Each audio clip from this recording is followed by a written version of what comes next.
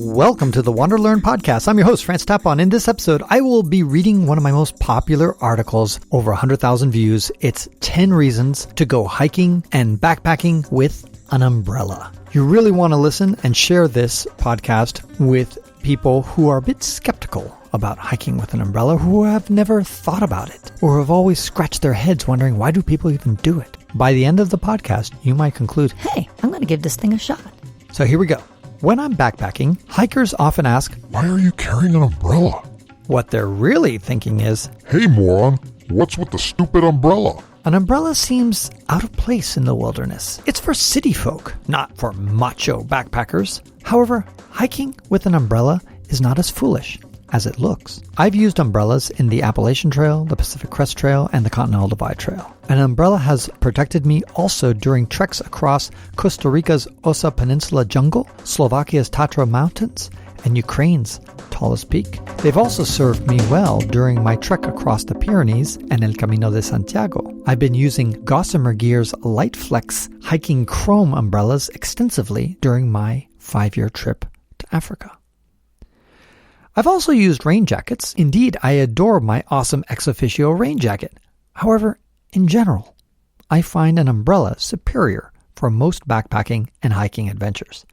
Here are 10 reasons why. Number 1, umbrellas protect backpackers in rainstorms. Let's start with the obvious. Umbrellas work. They stop the rain. If they didn't, they wouldn't sell throughout the planet. As obvious as this is, some backpackers act like umbrellas just don't work. But if they didn't work, Yankees wouldn't buy 33 million umbrellas every year. That's remarkable. 1 in 10 Yankees buys an umbrella each year. Why? Because umbrellas are one of the most successful ways of protecting humans from precipitation. Number 2, umbrellas provide more ventilation than any rain jacket. I usually don't backpack with a rain jacket because I find that no rain jacket offers as much rain protection and ventilation as an umbrella. The ventilation is important because it postpones overheating. For example, on the Appalachian Trail, my hiking partner, Lisa, wore a rain jacket, but by the time she would get to the top of the mountain, she would be soaked in sweat, not rain. That wetness would help take her down the path of hypothermia because of the cold winds at the summit. An umbrella helps regulate your temperature because it lets the heat that your body generates evaporate quickly. Even breathable rain jackets trap a significant amount of heat. With an umbrella, as you near the top of a mountain, you can add a layer of clothing before your body starts to cool during the descent. Number 3, umbrellas weigh less than most rain jackets. At 230 grams, which is 8 ounces, a Gossamer Gear Lightflex Chrome Dome umbrella weighs nearly half as much as a typical quote-unquote breathable rain jacket. Thru hikers are fanatical about minimizing their pack weight, so this is yet another good reason to use an umbrella for rain protection. Lisa discovered that I was staying drier than she was, so after New Hampshire, she sent her rain jacket home and used an umbrella for the 12 remaining states on the Appalachian Trail. Number 4, umbrellas work in snowstorms too. Snow effortlessly flakes off an umbrella, thereby protecting you. In Eastern Europe, people often use umbrellas even in the snowy winters. Of course, if you're going to do winter camping, then a rain jacket or a parka is probably better than an umbrella. See below to understand why. Still, for that freak summer snowstorm, umbrellas do the job. Number 5, umbrellas excel during off and on rain periods. When it's raining on and off all day, the poor rain jacket wearer has to go through a complex, time-consuming ritual every time he removes or dons his rain jacket.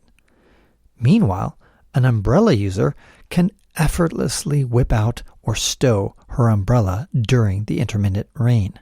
I like to slide the umbrella when I'm not using it behind my lower back, right above my hip, in between my backpack and my back.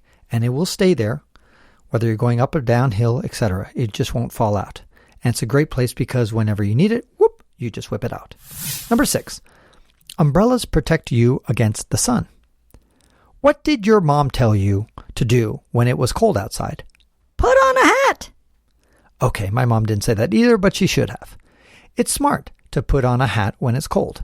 You'll lose about 15% of your body heat through your head. And that's precisely why I prefer an umbrella over a sun hat when the sun is beating down on you. The sun hat just traps heat in, offsetting most, if not all, the benefits of the limited shade it delivers. Hats give you limited shade, barely covering your face unless it is wide brim, which then could get blown away by a gust of wind. An umbrella gives you a ton of shade, usually down to the knees, and lets heat escape from your head, keeping you cool. Moreover, you could shed layers and walk around shirtless or in a sports bra if you're a woman and enjoy the airflow and the shade. Did you know we sometimes make a distinction between an umbrella and a parasol, which means for the sun in Spanish? However, the word umbrella comes from the Latin word umbra, which means shade. Indeed, the first reason someone invented an umbrella was to protect against the sun, not the rain. So don't feel strange using an umbrella to protect yourself from the sun. That is its original purpose. Number 7, the umbrella offsets its weight penalty. Lightweight backpackers whine about the umbrella adding weight to their minimalist gear list. However, hiking under shade all day long will dramatically lower your water needs, especially on hot days. If you don't have an umbrella, you'll need to carry at least an extra liter of water to make up for the sweat loss. You'll also have to carry more sunscreen to protect a greater portion of your body. All this extra weight is more than an umbrella. Number 8, umbrellas provide a micro shelter. Number 1, it's a privacy screen. As a thru hiker, Christine Hefner said to me, One of the biggest reasons why I was sold on the umbrella, it offers a place to pee behind. This is most beneficial for women, but also for men, especially in really crowded areas where you cannot find a place to pee. You just find a tree to block one side of you and the umbrella to block the other side. There is really no other piece of backpacking gear that provides this for you. So, it's also a map and meal cover. When it's pouring rain, it's awkward to study a map or to prepare a meal, but an umbrella's canopy makes it much more pleasant. Plug a tarp hole. If rain is sneaking into your tarp because you did a sloppy setup, then an umbrella can plug a hole. Windscreen. Need to light a fire? Want to increase your stove's efficiency by blocking the wind? An umbrella can help. A poor man's back cover. With a 40-inch canopy, you can drape half of the umbrella over the top of your backpack, providing it with partial cover while still protecting you. Eyeglass protector. If you wear eyeglasses, umbrellas let you gaze around easily without getting your eyeglasses wet. A rain jacket's hood forces you to stare at the ground or get your eyeglasses wet. And finally, a bug net condom. Lint, whom I hiked with 4 days on the Continental Divide Trail, used his umbrella to create what he called a bug net condom. He would drape his bug netting over the umbrella while he was sleeping or eating a meal in the company of bugs. Number 9. Umbrellas can be an anchor point for your tarp or shelter. I've sometimes used an umbrella as an anchor for my tarp when trees are lacking. Finally, number 10. Umbrellas can be an all-purpose stick. Umbrellas can be a poor man's ice axe. It can be a short stick to balance when fording a river. It's a way to defend yourself against a snake. And it's a great way to smack someone who tells you you're ridiculous for bringing an umbrella into the woods. Although those are 10 great reasons to use an umbrella while hiking or backpacking, critics still have questions. So let's answer them. 10 frequently asked questions about carrying an umbrella while hiking or backpacking. This episode is sponsored by Rerouted, which is creating a trusted online marketplace to revolutionize the used outdoor gear industry. This allows you to create your own adventure. You know, buying outdoor gear is super expensive, and Rerouted is allowing you to do it in a sustainable and inexpensive way. For those who are buying gears, it's great because you're doing something that is environmentally responsible. You're recycling, reusing material and gear. You're also able to get it at an affordable price. So that's the win for those who are buyers. What about for the sellers? Well, you can donate to charity, and you can have 50% of the sale price go to your favorite charity. And also, it's a great way just to get rid of stuff that's been accumulating in your closet and not put it into a landfill. It's a great alternative. So how do you get involved? Whether you're a buyer or a seller, you go to rerouted.co. Again, that's rerouted.co. I'd like to take a minute to tell you about another podcast I think you'll enjoy. If I've learned anything about you, it's that you want real talk about the world around you. That's why I think you'll like the podcast Out Travel the System, brought to you by Expedia. It's taking a transparent look at what it's like to travel these days, whether it's through stories from people who have continued cautiously traveling through the pandemic, or by staying tuned to the very latest news from the industry. Out Travel the System is backed by a solid foundation of data from Expedia, which means it can guide listeners through the best ways to maximize their travel budgets. The podcast is providing inspiration by talking to people who have made travel a central part of their lives, from professional travel bloggers to travel journalists and beyond. This season features U.S. destinations like Chicago, Boston, and New York, as well as international locations like Spain and France. The episodes will guide you through when to go, where to stay, what to do, and everything else you need to know. Look for Out Travel the System on your favorite podcast platform and like and subscribe now. Let's address the top 10 questions people have about backpacking with an umbrella. Number 1. But don't you need a jacket anyway? Probably.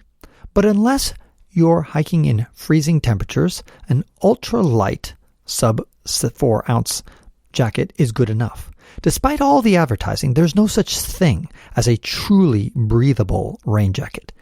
Breathable shell jackets are much more breathable and lighter than rain jackets. My ultralight jacket weighs 3.5 ounces. The lightest rain jackets weigh about 8 ounces. But they can suck in truly rainy weather.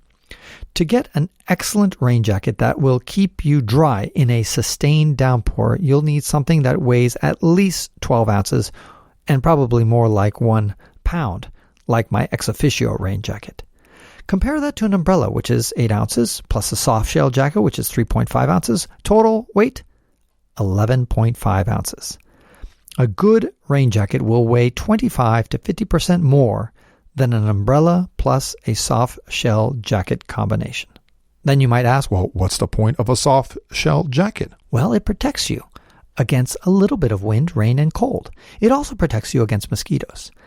If you must have something to keep you warm, a fleece or an insulated jacket will do a much better job than a rain jacket. If you need something to keep you dry, an umbrella will trump a rain jacket, especially if it's warm enough to make you sweat with the rain jacket on. Frequently asked question number 2. Do your arms get tired holding an umbrella? I never get tired of holding the umbrella, and I often have it deployed more than 10 hours a day. There are 2 secrets to not getting tired. Number 1, get a light umbrella, which is about 300 grams or 10 ounces or less. And number 2, lean the umbrella against your body and switch hands occasionally. Often the angle of the sunlight allows you to rest the umbrella shaft against your shoulder. While you still have to hold the handle, the weight is distributed against your body, chest, shoulder, so it doesn't feel heavy at all. When the sun is setting in front of you, you have little choice but to hold it in front of you. This is the most taxing position, but it rarely lasts long since the sun does set, trees block it at that angle, or the trail changes direction. If you do get fatigued, just switch hands. Let's say the sun is hitting your right side and you get tired of holding it on your right hand. I'll hold it on my left hand, and you'll have the shaft rest against the back of your neck so that the canopy is still sheltering my right side from the heat and the UV.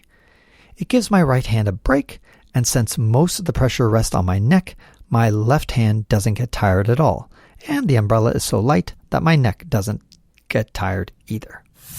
Number 3. What about fixing the umbrella to your backpack so that you don't have to hold it? Some hikers want to prop their umbrella on their pack so they don't have to hold it and can continue using their trekking poles. However, It's a bad idea because the umbrella is fixed. Since the path of the trail and the sun are constantly changing, you need to adjust the umbrella to provide optimum shade. If you're going to carry a half-pound piece of gear, you might as well use 100% of it, not 25% of it. Unless the sun is directly overhead, propping the umbrella will provide sub-optimum coverage. If the sun is at an angle, then an umbrella that is pointed straight up is only protecting your head from the sun, whereas a tilted umbrella can cover 80% of your body. The only part of my body that was exposed was just below the knees. If you're just interested in protecting your face from the sun, then get a wide brim hat. Still, if you must try this, experts tell me an easy way to rig up the umbrella is to use the camelback tube trap. However, I think I have 4 solutions that are even slicker. There's a cheap do-it-yourself solution, and then there's a review that I have on my website of the Hunter's Tail UV umbrella hat. So go to my website, go to francistapon.com/umbrella to see that video and review. Number 4. What about umbrellas with reflective canopies? I've tested umbrellas with a reflective material side by side, ones that have a black canopy. I've put a thermometer under each canopy to see if I could detect a difference. My tests were not scientific, but I was disappointed with the results. Yes, the reflective umbrella is cooler than the black one. However, the difference is small, just a couple of degrees. On the other hand, a subtle difference adds up over time. If a couple of degrees saves you from tipping you into heat stroke land, then it's worth it. Perhaps it's just psychological, but it sure feels cooler under a reflective canopy. Despite the minor temperature difference, I still recommend the reflective canopy. It's only $10 more, and the umbrella will last for many years. You'll appreciate those extra degrees when you're walking across a hot desert. One thing is clear. Any umbrella has a dramatic effect on shielding you from the hot, dry sun. When it's blazing hot outside, it's better to have any umbrella than just to have a measly sun hat that traps all the heat in your head. When I was traversing 44 kilometers of exposed beach in Costa Rica, I bumped into a red man. He was sunburned and said that he had had heat stroke the day before after walking just 5 kilometers. When he saw me, he said, Duh, now that's what I should have taken. Question number 5. If umbrellas are so great, why don't hikers use them more often? There's 2 reasons. Number 1, some hikers can't let go of their trekking poles. Himalayan Sherpas carry far more weight than the typical backpacker, and their joints don't let them down. If you lighten your total pack weight to under 10 kilograms, or 22 pounds, then you may discover that trekking poles are no longer necessary. Try it. Drink so much water that your pee is always clear. And the second reason people don't use them very often is that backpacking gear manufacturers don't want you to consider umbrellas. A nice rain jacket costs $300. A nice umbrella costs you $30. You don't need a Harvard MBA to figure out why the backpacking industry doesn't want to encourage hikers to use umbrellas. If umbrellas would somehow cost $400, then more manufacturers would promote their utility. Number 6. But don't umbrellas break? Good ones are hard to break. The backpacking specific umbrellas that I list at the end of the article are different than the standard $5 collapsible umbrella. The reason so many people believe umbrellas are weak is that they've only used cheap umbrellas. It's like someone believing that all cars are slow, but they've never driven a Ferrari. And so what if it breaks? Everything can break. Your tent poles can break. Your stove can break. Your inflatable pad can puncture. Your sleeping bag can get soaking wet. Your backpack's strap can snap. And yes, even your rain jacket can break. Yep, the rain jacket's zipper may fail. Or you fall and rip it. Or you get it snagged. Or just simply wear and tear and destroy it. Now let's imagine that your umbrella breaks. Well, first of all, unless a tornado blows it out of your hand and carries it into the heavens, you'll still have a broken umbrella. And just like a ripped rain jacket is still useful, so is a broken umbrella. During my Pyrenees hike, for example, a spoke on my $5 umbrella broke. I could still use it for 40 more days of backpacking across Spain. Sure, It wasn't as effective as when it was new, but it was 80% effective at stopping the sun and rain. When I was trekking in Eastern Europe's Carpathian Mountains, my cheap umbrella completely broke apart. However, it was still useful, even though it could not stay in the locked open position. I just rested the umbrella's canopy on my head, and it still covered me somewhat effectively. Moreover, when an umbrella breaks, it's similar to when other gear breaks. It usually doesn't completely fail in 1 second. A small tear will appear. 1 or 2 spokes will break. It's not like the entire canopy will suddenly disappear in one gust and leave you with just the umbrella's broken skeleton in your hand. Nevertheless, let's consider the Mary Poppins nightmare. The umbrella flies away. Are you going to die? Hell no. You might not even get wet. First, assuming you're carrying a tarp or a tent, you could just camp and wait out the rainstorm. If you want to keep moving, then wrap yourself up in your tarp, or your tent's fly, or your ground sheet. Voila! Instant poncho. It's not as elegant as an umbrella, but you ain't gonna die, and you may not even get that wet. But what if you're on a day hike and you don't have any of those items? Well, you've got an emergency space blanket, don't you? If you don't, you should. It's feather light, and it can be a great waterproof barrier. However, if you don't have one, then you're probably not that far from safety. It's a day hike after all. In the worst case, you make a shelter like Survivor Man. The critic retorts, "But I ain't gonna worry about such worst case scenarios with my rain jacket. Ain't no way that thing's gonna blow off my back and fly away."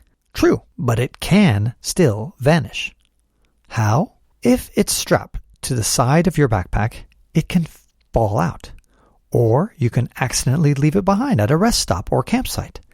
The point is that rain jackets aren't immune to catastrophic failure either. The bottom line is that if your umbrella breaks, it is probably still going to be at least marginally functional long enough to get to civilization. Even if your umbrella flies away, it's not the end of the world. Lastly, remember that it's extremely hard to break a Gossamer Gear umbrella, especially if you're handling it properly, which brings up point number 7. Question number 7. How do you deal with wind-driven rain?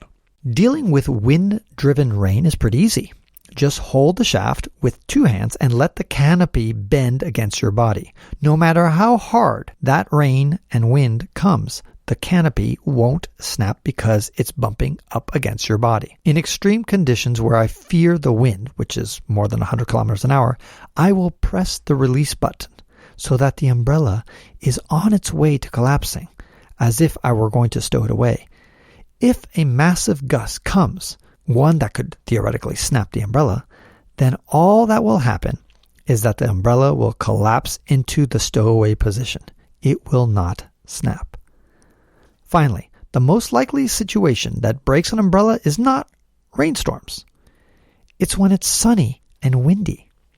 The sun might be on your right and the wind comes from your left.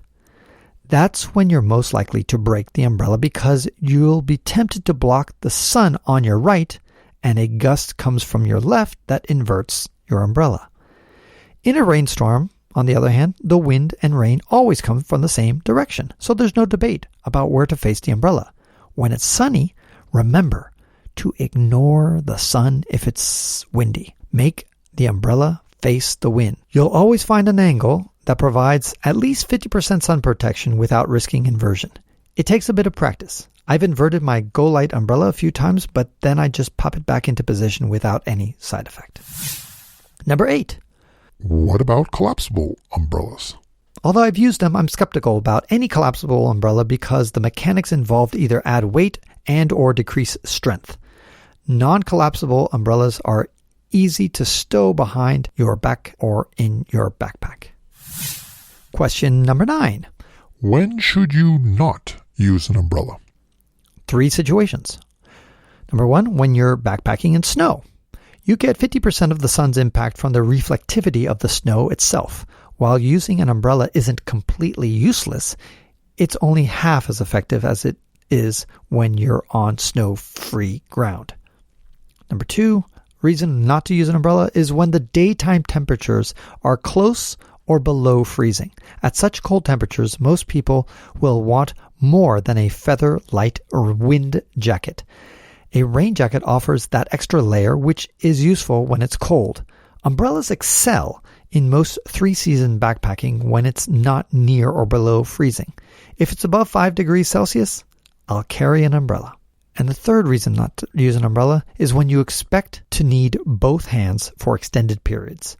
When you're traveling through snow all day long, you'll probably need an ice axe. If it's raining or snowing while you're traversing a steep, icy slope, it's cumbersome and dangerous to hold an umbrella at the same time. You'll have the same issue if the trail is so steep that you need to use your hands. However, don't overestimate how many minutes per day you'll spend doing such acrobatics in the rain. First of all, when confronted with such a challenge, there's a good chance that it will not be raining. So just put away your umbrella, use your hands, and enjoy some sun.